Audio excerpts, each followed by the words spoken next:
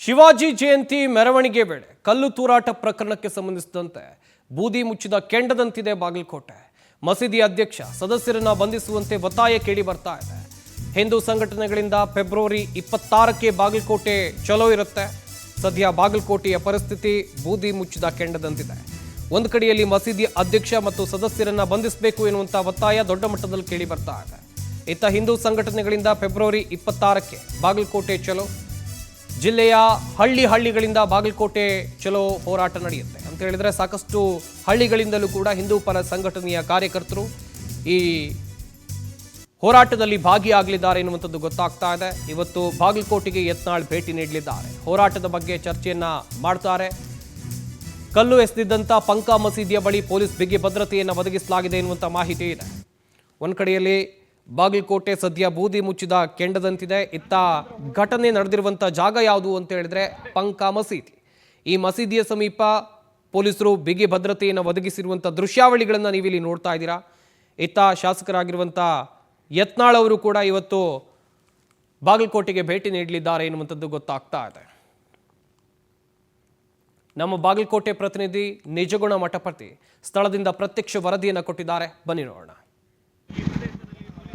ಬಾಗಲಕೋಟೆಯಲ್ಲಿ ಶಿವಾಜಿ ಮಹಾರಾಜರವರ ಜಯಂತಿ ಮೆರವಣಿಗೆ ವೇಳೆ ನಡೆದಿರ್ತಕ್ಕಂತ ಕಲ್ಲು ತೂರಾಟ ಮತ್ತು ಚಪ್ಪಲಿ ಎಸೆತ ಪ್ರಕರಣದ ಬೆನ್ನಲ್ಲೇ ಇದೀಗ ಬಾಗಲಕೋಟೆ ನಗರ ಬೂದಿ ಮುಚ್ಚಿದ ಕೆಂಡದಂತಿರ್ತಕ್ಕಂಥದ್ದು. ನಾನೀಗ ಬಾಗಲಕೋಟೆ ನಗರದ ಹೃದಯ ಭಾಗದಲ್ಲಿರ್ತಕ್ಕಂಥ ಪಂಕಾ ಮಸೀದಿ ಬಳಿ ಇದೀನಿ. ದೃಶ್ಯಾವಳಿಗಳಲ್ಲಿ ನೋಡಬಹುದು. ಈ ಒಂದು ಪಂಕಾ ಮಸೀದಿಯಿಂದಲೇ ಏನು ಶಿವಾಜಿ ಮಹಾರಾಜರ ಮೆರವಣಿಗೆ ವೇಳೆ ಕಲ್ಲು ಮತ್ತು ಚಪ್ಪಲಿ ತೂರಿ ಬಂದಿರತಕ್ಕಂಥದ್ದು. ಈ ಒಂದು ಸ್ಥಳದಲ್ಲಿ ಹೆಚ್ಚಿನ ಪೊಲೀಸ್ ಬಂದೋಬಸ್ತನ್ನ ಬಾಗಲಕೋಟೆ ಜಿಲ್ಲಾ ಪೊಲೀಸರು ನಿಯೋಜನೆ ಮಾಡಿರ್ತಕ್ಕಂಥದ್ದು.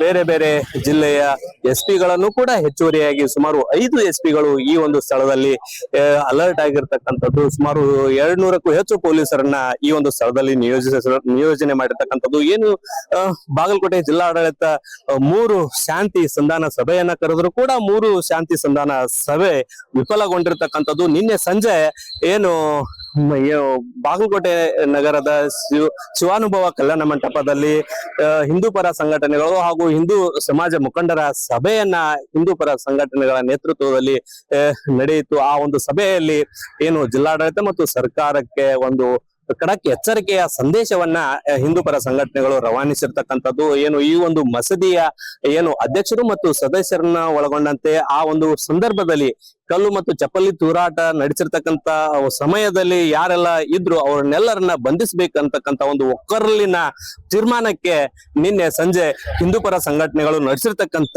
ಸಭೆಯಲ್ಲಿ ಒಂದು ನಿರ್ಧಾರ ಮತ್ತು ಒಕ್ಕರಲಿನ ಏನು ಒಂದು ಆಗ್ರಹವನ್ನ ಜಿಲ್ಲಾಡಳಿತಕ್ಕೆ ಮಾಡಿರ್ತಕ್ಕಂಥದ್ದು. ಜೊತೆಗೆ ಏನು ಜಿಲ್ಲಾಡಳಿತ ಮತ್ತು ಈಗಾಗಲೇ 3 ಬಾರಿ ಶಾಂತಿ ಸಂಧಾನ ಸಭೆ ನಡೆಸಿದ್ರು ಕೂಡ 2 ಬಾರಿ ಹಿಂದೂ ಪರ ಸಂಘಟನೆಗಳು ಶಾಂತಿ ಸಂಧಾನ ಸಭೆಯಲ್ಲಿ ಭಾಗಿಯಾಗದೇ ಇರತಕ್ಕಂಥದ್ದು. ಮತ್ತೆ ಏನು ಶಾಂತಿ ಸಭೆಯಲ್ಲಿ ಭಾಗಿಯಾಗಿರ್ತಕ್ಕಂಥ ಮುಸ್ಲಿಂ ಮುಖಂಡರ ಒಂದು ಒತ್ತಾಯದ ಮೇರೆಗೆ ಬಾಗಲಕೋಟೆ ಜಿಲ್ಲಾ ಪೊಲೀಸರು ಏನು 8 ಜನರನ್ನ ಈ ಒಂದು ಪ್ರಕರಣಕ್ಕೆ ಸಂಬಂಧಿಸಿದಂತೆ ಬಂಧನ ಮಾಡಿದ್ರು. ಅದರಲ್ಲಿ 7 ಜನರ ಪಾತ್ರ ಇಲ್ಲ ಅಂತಕ್ಕಂಥ ಒಂದು ಒತ್ತಾಯವನ್ನ ಮುಸ್ಲಿಂ ಮುಖಂಡರು ಮಾಡಿರ್ತಕ್ಕಂಥದ್ದು.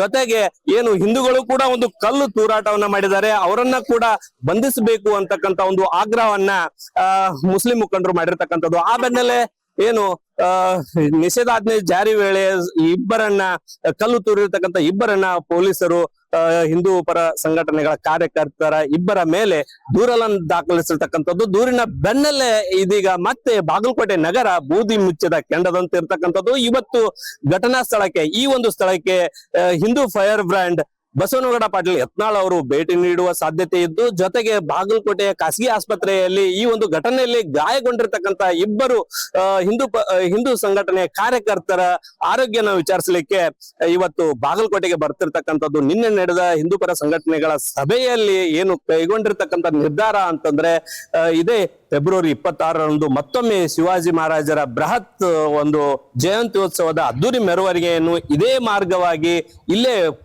ಪುಷ್ಪ ವೃಷ್ಟಿಯೊಂದಿಗೆ ನಡೆಸುವ ತೀರ್ಮಾನಕ್ಕೆ ಬಂದಿರತಕ್ಕಂಥದ್ದು. ಅದಕ್ಕೂ ಮುನ್ನ ಜಿಲ್ಲೆಯಾದ್ಯಂತ ಬಾಗಲಕೋಟೆ ಚಲೋ ಹೋರಾಟಕ್ಕೆ ಹಿಂದೂ ಪರ ಸಂಘಟನೆಗಳು ಕರೆ ನೀಡಿರ್ತಕ್ಕಂಥದ್ದು. ಇದಿಷ್ಟು ಬಾಗಲಕೋಟೆಯಿಂದ ನಿಜಗುಣ ಮಠಪತಿ ಪವರ್ ಟಿವಿ ಬಾಗಲಕೋಟೆ.